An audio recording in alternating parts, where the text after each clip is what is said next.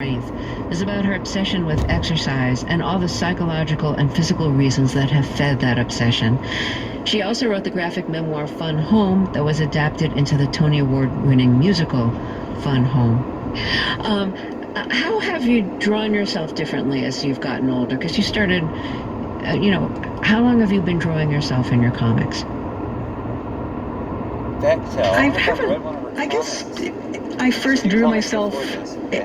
in an autobiographical comic in my 20s or In late what? 20s, early 30s. In what? So yeah, I've had to, you know, Plug your get work. some kind of graphic handle on how I'm aging. I'm sorry And if I don't know. in this It's book, a famous comic artist, writer. it runs in Everybody chronological knows. order. It begins But with I my kind birth of and am comes right afraid up to the people don't present know day. So if you comic flip through the book, artists that I'm much. getting older on every page.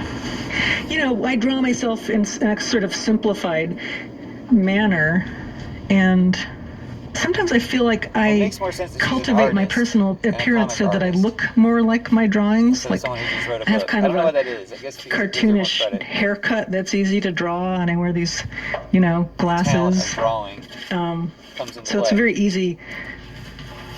It's very easy to draw myself because I already look like a drawing.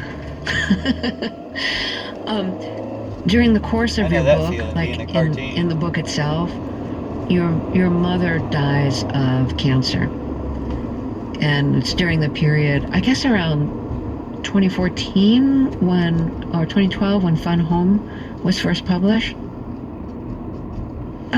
It was. There was a very funny timeline surrounding her illness and death. I found out she had cancer on the day I got home from my book tour for Fun Home in 2006.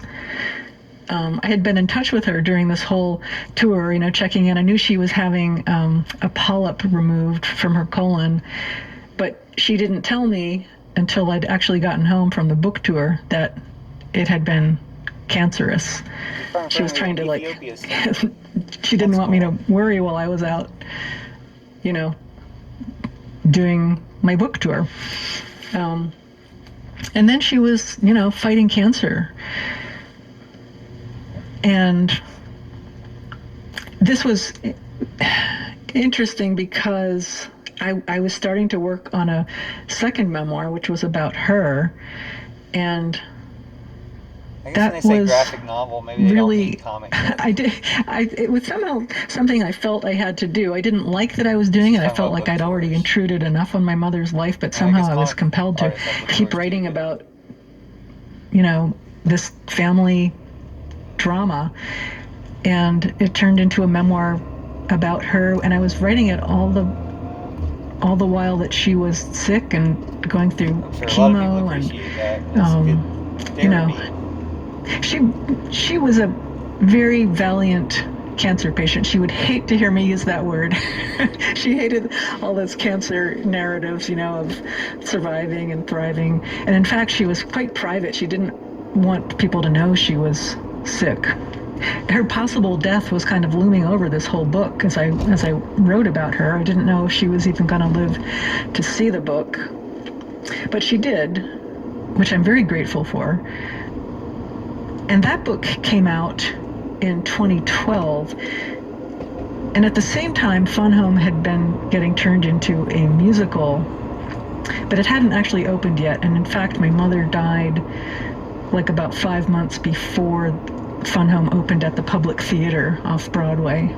It must have been surreal to see your life and your parents' lives enacted in a musical on stage. I mean, you'd already taken that story and drawn and written it, but now there were other people embodying it, and you could watch from the audience. What did that feel like? It was amazing. It's interesting talking to you now. I'm realizing how very closely that experience of seeing the play was bound up with my mother's death. And it was like both my parents had been brought back to life in this wonderful way, expressly for me, in this, stage show. It was magical. I loved the adaptation. I thought it was really well done, and that it really captured, the essence of my book, although it was its own separate, aesthetic creation. And for me too, my parents I saw a musical were once, The Fantastics. well, It was really my mother good. It was an fantastic. actress. Like, she acted in summer stock all the time I was growing up, and my parents had actually met in a play in college. So there was some kind of really cool, full circle thing happening for me to see my parents being turned into these characters in a play. So I want to ask you about something you said in The New Yorker, and you said that the aesthetic of gender neutrality appeals to you now, and that you're always striving to be a generic person. And I'm wondering if you identify as she. So many people now are identifying as, as non-binary and using the word they instead of she or he to identify themselves. Is that something that you felt like you needed to think about? I identify as female, as a woman, as a she, but with a sort of my own little flourish of always feeling a certain amount of dissonance with that. I cultivate a somewhat masculine appearance. That's just how I feel most comfortable, and it often gets me double takes in the locker room or in the ladies' room. But those double takes are just part of how I see myself. Like, that's who I am. If I didn't get those, I would feel like something strange was going on. I might, if I were younger, identify as non-binary, and there's probably, certainly there's some gender fluidity going on for me, but I feel like I'm too old to really, I've figured it out. I'm just my own weird kind of woman. Part of my life has been expanding that definition and those possibilities. So, yeah, I'm going to enjoy that. Allison Bectel, it's been great to talk with you again. Thank you so much, and congratulations on the new book. Thanks very much, Terry. It was fun talking with you. Allison Bechtel's new memoir is called The Secret to Superhuman Strength.